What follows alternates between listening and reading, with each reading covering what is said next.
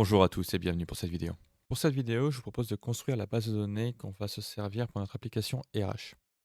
J'ai créé 6 listes, histoire de gagner un minimum de temps. Les listes sont vierges, pour l'instant il n'y a absolument rien de paramétré. Et donc on va s'occuper de faire ça. La première liste, je l'ai appelée RH Role. C'est elle qui va contenir tous les rôles qu'on aura dans l'application et qui va déterminer justement les accès que les personnes auront via ce rôle. Le pourquoi je l'ai fait comme ça plutôt que de dire qu'on aurait des rôles qui seraient statiques, c'est tout simplement pour le cas où, par exemple, on pourrait imaginer qu'une personne qui soit, avec un rôle RH, rajoute, par exemple un stagiaire qui aurait, des accès, minimes au niveau de, la partie RH et donc c'est là-dedans où ça pourrait être paramétré. Donc au niveau de la liste, dans les rôles, donc on va aller dans paramètres de liste. Pour l'instant, j'ai fait quelque chose d'assez soft. Si vous voulez vous amuser à rajouter des trucs parce que bon, c'est ce que vous avez en tête, très bien le faire, il y a pas de souci. Moi, dans mon cas, je pense que je vais essayer de rester assez soft. Donc je vais créer une colonne. Cette colonne, ça va être donc quelque chose qui pourrait s'appeler par exemple, «peut valider congé», admettons. Là, on va le placer donc en booléen, donc en case oui ou non. La valeur par défaut, ça sera non et on fait OK. Ensuite, on va avoir autre chose qui va se rajouter dans le même style. Ce sera donc un «peut valider pointage». Donc ça, c'est quelque chose, par exemple, qu'on va retrouver, côté manager, quand vous faites, des régularisations de pointage, tout simplement. Pareil, donc on sera sur un booléen, on va mettre la valeur par défaut sur non et on l'ajoute. Et un dernier, pour l'instant, qui pourrait être quelque chose du style les accès admin. Ça serait pour la partie RH. Le cas que je donnais tout à l'heure avec l'histoire du stagiaire, pour l'instant, il y a rien qui est pris en compte pour ça dans le paramétrage, mais c'est possible à faire via, comment ça a été monté. Donc là, c'est pareil, hein, la valeur par défaut, on la met sur non et ensuite on valide. Là, on a un début de liste rôle qui est monté. Si on regarde, actualise la page, voilà et donc on a nos premiers rôles qui sont mis dedans. Limite, on pourrait très bien s'amuser à passer en mode grille pour ajouter des éléments. Donc la partie titre, en général, c'est vrai que j'aime pas y toucher, je la laisse toujours, pour, le au cas où sur le côté. Mais, là, on pourrait très bien donc avoir un agent, admettons. En dessous, on pourrait très bien avoir le manager et à côté de ça, on pourrait très bien avoir un rôle RH.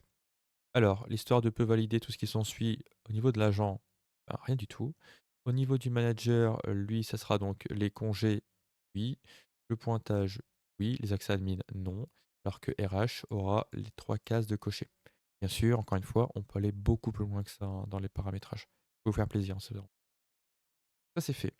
Ensuite, ce qu'il nous resterait à faire, ce serait la partie agent. Alors, la partie agent, donc là, pareil, on va aller dans le paramétrage de la liste et on va ajouter des colonnes. Alors, au niveau de l'agent, on a, limite, on pourrait, tout simplement, oui, rester sur un agent, très bien. Ça, on va le mettre en personne et groupe pour, tomber dans l'annuaire entreprise, hein, tout simplement. Donc ça, on est OK. Après, est-ce que ça doit contenir des informations? Oui. Les valeurs uniques? Non. Valeurs multiples? Non. Personne? Oui. Et ici, là, donc on va rester sur un champ non. Ça, on est OK. Ça, je le valide. À côté de ça, je vais aussi ajouter autre chose. Ça sera par exemple une colonne non avec une seule ligne, contient des informations. Bof, non, on va laisser ça par défaut. Je l'ajoute et je vais faire pareil avec la partie prénom. Voilà, comme ça. Donc ça, si vous posez la question de pourquoi, parce qu'en réalité, c'est pas du tout utile étant donné qu'on a déjà l'agent qui est câblé sur l'annuaire entreprise. Eh bien, en fait, c'est tout simplement, pour moi, en fait. C'est pas pour vous, c'est juste pour moi. Comme ça, je pourrais mettre, des personnes, totalement fictives, là-dedans, des Dark Vador, des Luke Skywalker et cetera et ça me donnera, en fait, de la donnée sans fichier, de vraies personnes de l'annuaire entreprise, tout simplement. C'est pour ça que c'est créé. Donc, ces champs-là, limite, vous embêtez pas du tout avec. À côté de ça, il y a aussi la partie email. Alors la partie email, par défaut, on va la retrouver dans, la partie, agent, via l'annuaire entreprise. Mais on va dire que pour un côté, de facilité, je vais rajouter ce champ parce qu'en fait, on aura des flux Power BI qui vont être câblés là-dessus. Tout ce qui est les validations de congés, les refus et cetera, les alertes, parce qu'il y a quelque chose qui ne va pas dans l'équipe d'un manager ou que sais-je, hein, il y aura pas mal de flux comme ça. Donc c'est pour ça que je mets le champ email directement en accès, sans passer par, l'annuaire. Donc on a ça. Ensuite, on va retrouver forcément une partie rôle, comme ça. Donc là, ce sera donc une recherche. Au niveau de la recherche, eh ben, on va tout simplement aller chercher la table rôle qu'on a mis juste avant pour le coup, hein, on a déjà fait ça. Donc RH rôle, voilà. Au niveau de la colonne, je vais afficher donc le titre qui contient le nom du rôle, plus l'ID. Moi, j'aurai les 2 à dispo, ça sera parfait. Derrière, ce qu'on pourrait faire, c'est ajouter en manager. Alors là-dessus, je vous laisse faire comme vous avez envie. Soit créer un champ manager pour justement, on sache à qui cet agent est lié, soit on pourrait créer un champ équipe. Et pour le coup, c'est vrai que je n'ai pas mis en place ce truc-là, et ça pourrait être, assez sympa de faire un truc, comme ça. Ça aurait été limite, beaucoup mieux. D'ailleurs, je vais quand même le mettre en place. Bon, du coup, j'ai préparé la liste sur le côté et on va venir l'ajouter sur notre agent. Alors sur l'agent, on va donc lui ajouter une équipe. L'équipe, ça sera donc une recherche. La recherche, on va donc aller taper dans RH équipe. Voilà, comme ça. On va afficher encore une nouvelle fois le titre qui va contenir le nom de l'équipe, plus l'ID pour se faciliter la vie une nouvelle fois. Donc comme ça, notre partie agent, c'est OK, on est tout bon. Limite, si maintenant on regarde la partie équipe, donc dans la partie équipe, on va pas trop s'embêter là-dessus, je dirais, puisqu'on a la colonne titre qui va contenir bah, le nom de l'équipe, hein, tout simplement. Et à côté de ça, on va lui ajouter, par exemple, un manager, qui serait donc une personne ou un groupe. Ça sera réglé donc en personne uniquement. Contenir une information, bah, ça, dans mon cas, pour éviter, de faire des floutages dans tous les sens et cetera, je vais laisser ça en non, mais évidemment qu'il faut mettre un oui ici, hein. Quand on déclare une équipe, il faut évidemment, désigner une personne en tant que manager. Donc ça, de votre côté, je vous invite à cliquer sur oui et ensuite on valide. Alors après, au niveau des champs qui pourraient être possibles au niveau de l'équipe, parce que, chose que je n'ai pas dit, c'est que il y a beaucoup de valeurs enfin de champs qui sont mis en place dans les différentes listes pour récupérer des valeurs qui vont servir à alimenter un Power BI plus tard. Ce sera aussi l'occasion d'implémenter Power BI sur la chaîne. Donc vous, dans votre cas, admettons vous ayez, enfin vous faites partie d'une entreprise qui est, assez, costaud, hein, du style, par exemple, je sais pas, EDF, Air France, ce genre de choses. Si, vous avez plusieurs sites, par exemple, vous avez un site, dans le nord, un site dans le sud, un site à l'est et ainsi de suite, et ben, on pourrait très bien imaginer qu'on aurait, une colonne en plus qui se rajoute avec, par exemple, le site, vous savez? Ou même, que le terme cluster, comme, qui se fait plutôt pas mal aussi, au niveau des entreprises. Donc ça serait quelque chose qui serait possible. Donc ça voudrait dire qu'il y aurait à côté de ça, un autre référentiel qui pourrait se rajouter, qui pourrait lister, bah, soit si vous êtes, dans des entreprises, je crois qu'EDF utilise, ce terme-là, c'est le terme, cluster, donc pour désigner les différents secteurs et après dans ces secteurs, on va retrouver des sites. Donc là-dedans, il y aurait un espèce de double référentiel, à rajouter. Donc ce serait possible de faire ce truc-là comme ça, quoi. Donc maintenant que ça c'est fait, donc on a l'agent, on a le rôle de paramétrer. Donc là, maintenant, ce qu'on va faire, c'est qu'on va regarder pour les types de congés. Alors, les types de congés, c'est, pour le coup, là, encore une fois, on pourrait se dire: «Il y a pas besoin d'une liste, on peut le faire en statique, ça bouge pas».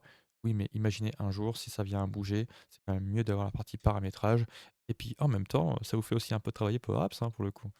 Donc, on va plutôt le faire comme ça. On n'est jamais à l'abri qu'il se passe, une modif de ce côté-là, donc, pourquoi pas.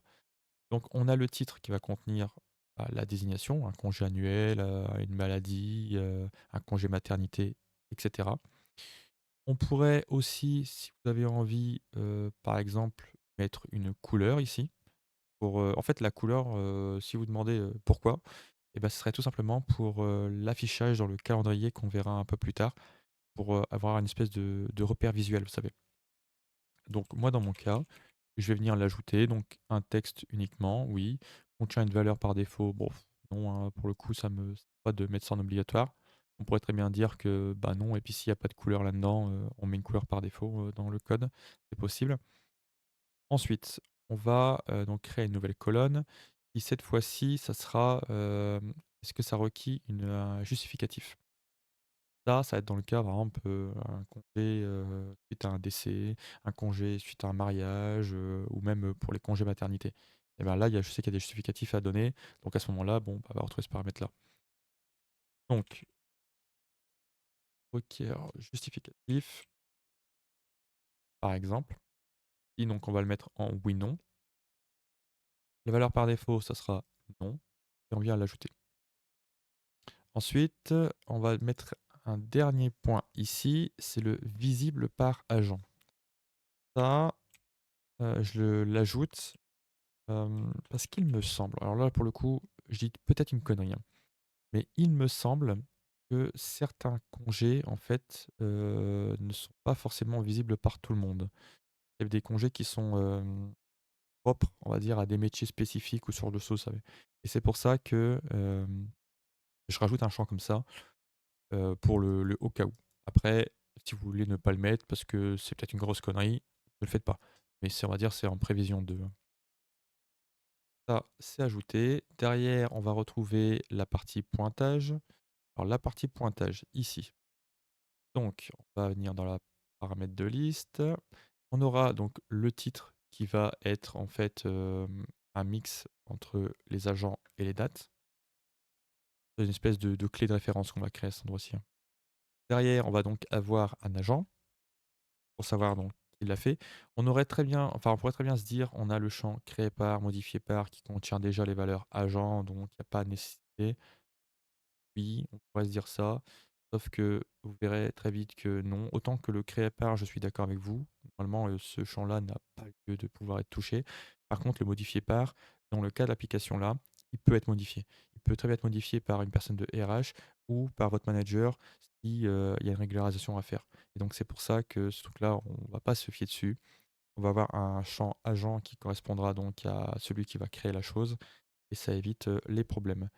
Donc contient d'informations, bah, là pour le coup oui. Ça sera donc, je l'ai mis en recherche, n'importe quoi moi. Une personne ou groupe, donc contient d'informations oui, le nom on est OK là-dessus, on fiche.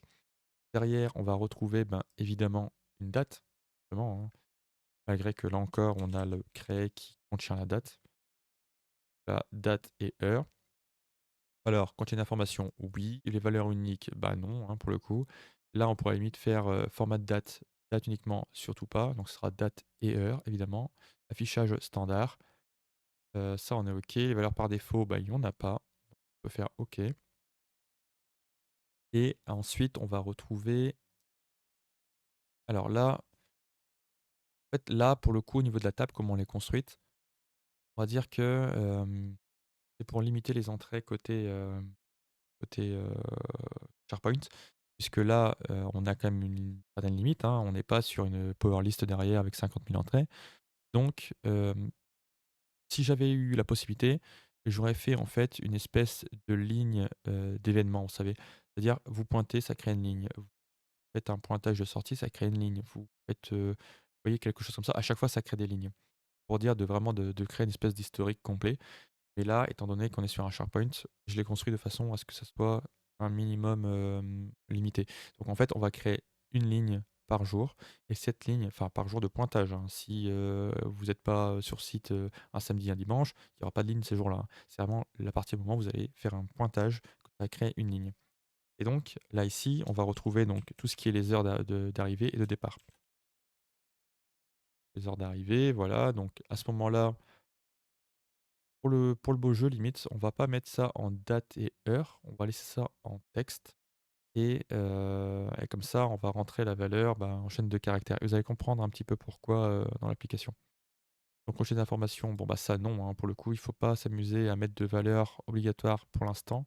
Alors qu'au niveau de l'heure d'arrivée, limite, on pourrait avoir, une valeur là-dedans. Mais, je vais pas mettre de bride, là-dessus pour l'instant. Ensuite, on va retrouver forcément l'heure de départ, on va la mettre en ligne de texte aussi. Les valeurs obligatoires, toujours pas. Là, derrière, on pourrait très bien se mettre commentaire, admettons. Le commentaire, ça serait tout simplement, s'il y a, quelque chose qui se passe. Donc le commentaire, ça pourrait être rempli par un flux pour Automate ou ça pourrait très bien être rempli, par, quelqu'un de RH par exemple ou même le manager, si il y a une anomalie là-dessus, quelque chose comme ça, vous savez? Ou même, limite, on peut pousser la connerie plus loin en se disant que vu qu'il y a des régularisations de pointage qui vont pouvoir être faits, vous pouvez très bien mettre que, ben, par exemple, vous n'avez pas pointé au matin et donc faire une demande de régularisation parce que le matin, l'outil n'était pas accessible et on va dire qu'il y avait un bug côté Microsoft, c'était down et donc du coup, ben, vous pointez que plus tard. Ça pourrait être stipulé en commentaire. Un exemple évidemment, que ce cas-là arrive, bon, j'ai un doute là-dessus, mais pourquoi pas, hein? Donc le commentaire, ça sera donc en plusieurs lignes de texte. Les valeurs ici, non, ligne 6, c'est très bien par défaut. Et ensuite, on va retrouver la partie validée. Donc, tout simplement dans le cas d'une régularisation, hein. Donc là, on va faire, une personne et groupe. Voilà, comme ça. Et on va marquer ensuite validé par. Ça, ce sera un manager ou un RH, hein, par exemple, enfin une personne de RH. Contenu d'information, non. Alors, on ne contient pas d'informations obligatoires. Là, c'est dans le cas où, ben, si lundi, tout se passe bien pour vous, que vous faites votre, arrivée, votre départ sans problème, il y a pas lieu que ce soit validé. À moins que quelqu'un derrière, admettons de RH, passe pour valider, pour être sûr qu'il y a pas eu de problème durant les pointages en fin de mois, par exemple.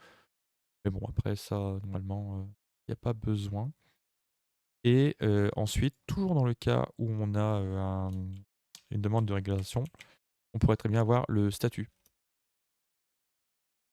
Et donc le statut, lui, on pourrait limite le mettre en choix, par exemple, pour être sympa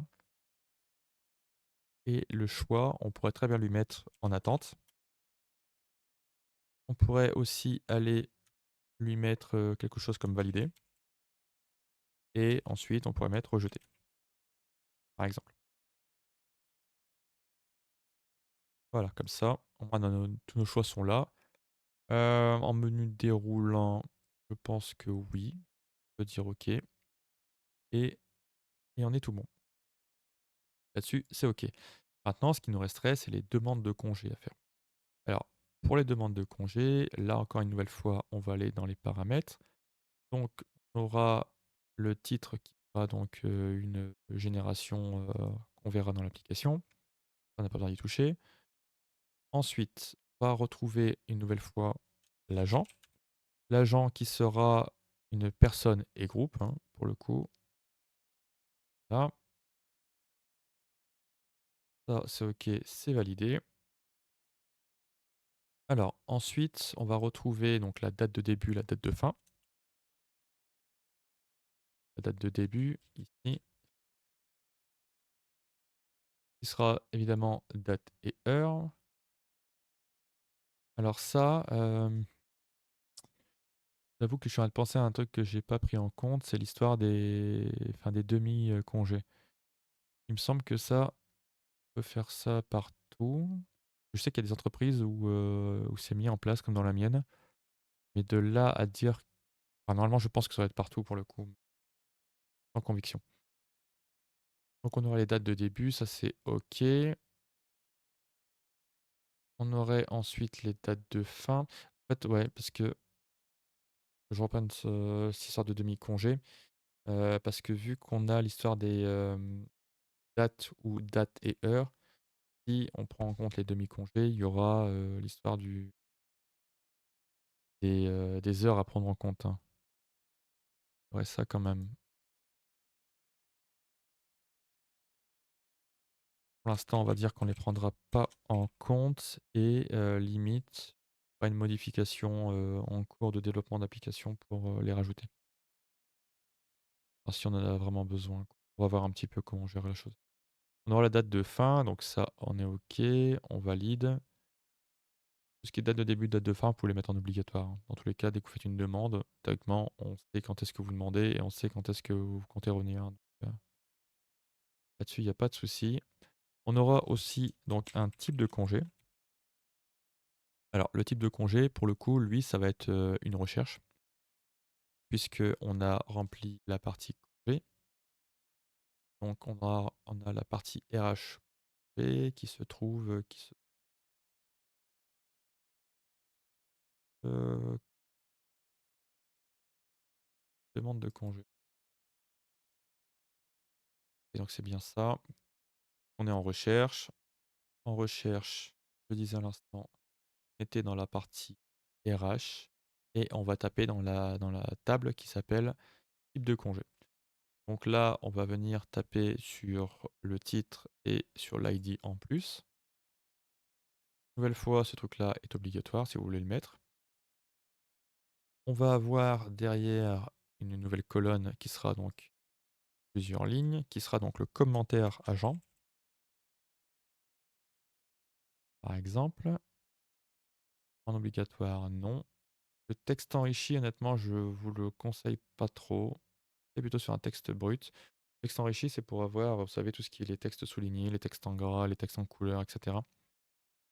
Mais bon, pour le coup, on les a pas encore vus, donc restez sur du texte brut.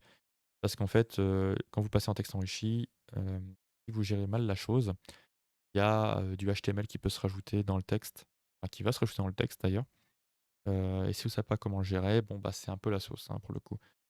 Et pour ceux que ça intéresse, avant que je fasse une vidéo là-dessus, la fonction qui va nous intéresser, c'est plain text, celle qui permet justement de séparer du HTML.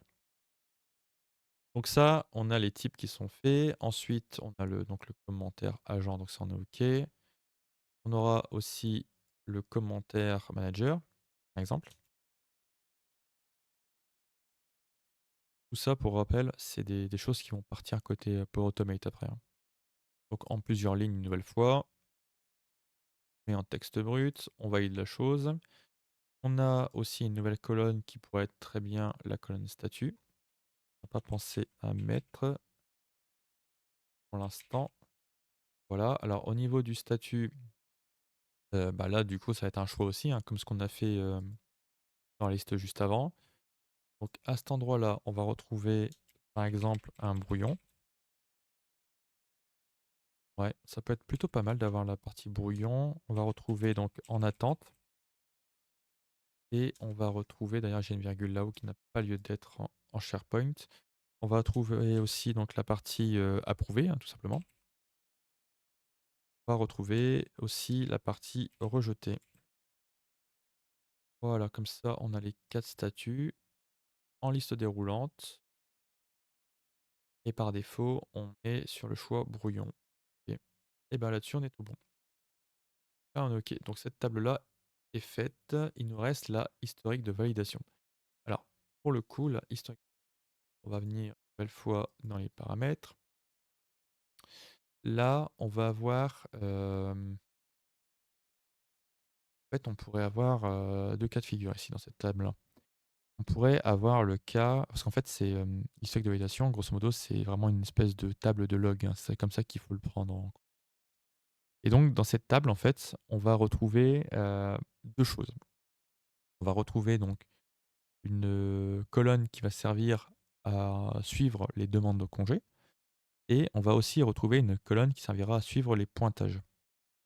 Et donc, si on regarde dans la partie recherche, en fait, et on met les tables comme elles étaient, hop, agent et rôle. OK, parce que vous voyez, on a donc la partie pointage, d'ailleurs avec un petit F5, ça ira beaucoup mieux, où donc là, on aura cette table-ci qui va être, à afficher. Et ensuite, on aura la partie demande de congé, cette deuxième table. Les 2 là, on va devoir retrouver en fait, une liaison dans la table, historique, en fait. Donc si on fait ça, on va venir là, je suis dans la équipe, celle-ci on en a pas besoin. Là, on est dans cette partie-ci. On va retrouver la, partie donc,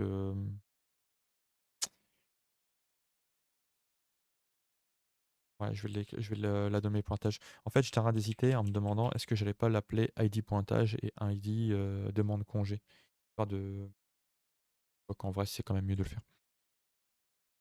Donc on va avoir un ID pointage, par exemple, qui sera donc une recherche où là, donc du coup, on va être dans la partie RH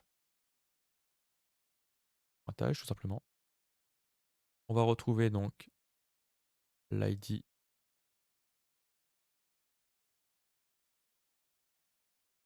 ouais, juste l'ID, en fait, c'est largement bon. Pas besoin de plus que ça. Là-dessus, on est OK. On peut l'ajouter et ensuite, on va faire exactement la même chose, sauf que là, on sera sur un ID demande congé.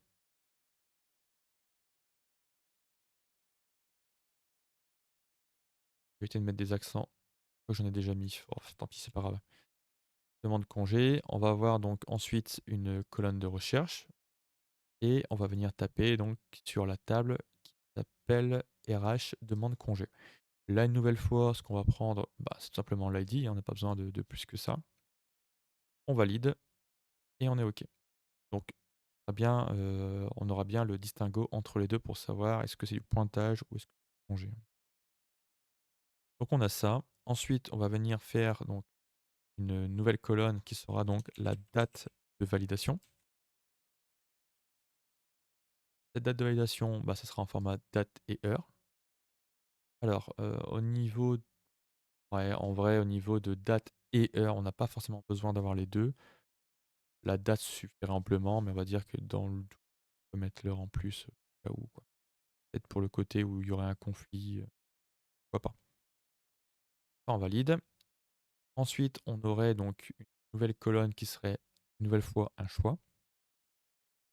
Les choix qui sont ici. Alors là, le choix, on va l'appeler donc action, comme ça, voilà. Alors au niveau des valeurs qu'on va retrouver dedans, on va retrouver donc approuvé et un autre choix, on va appeler rejeté. Voilà. Par défaut, on va lui mettre pas tout bon. Ensuite, on va retrouver une dernière colonne qui sera la partie commentaire. Là, donc sur plusieurs lignes, nouvelle fois, 10, on va dire que c'est pas mal par défaut. On sera en texte brut et voilà. Comme ça, notre base de données donc est créée. On va pouvoir l'implémenter dans l'application. D'ailleurs, l'application est juste là. Tant qu'à faire, on peut y aller tout de suite. On va ajouter des données, donc on va les taper dans SharePoint. On va venir donc valider tout ça. Je m'en vais côté ci, RH, ça. Je prends ici table et je connecte. Voilà. Toutes nos tables sont arrivées dans l'application. À partir de là, on va pouvoir les utiliser. Mais moi, je vous dis, à très bientôt pour la prochaine vidéo. Si vous avez des questions ou des commentaires, n'hésitez pas, l'espace commentaire est fait pour ça et à bientôt. Allez, salut. Bon allez, moi les petits chibis, on va aller se reposer. Toi, je te laisse éteindre la lumière, mais avant, t'oublies pas, tu cliques sur le bouton s'abonner.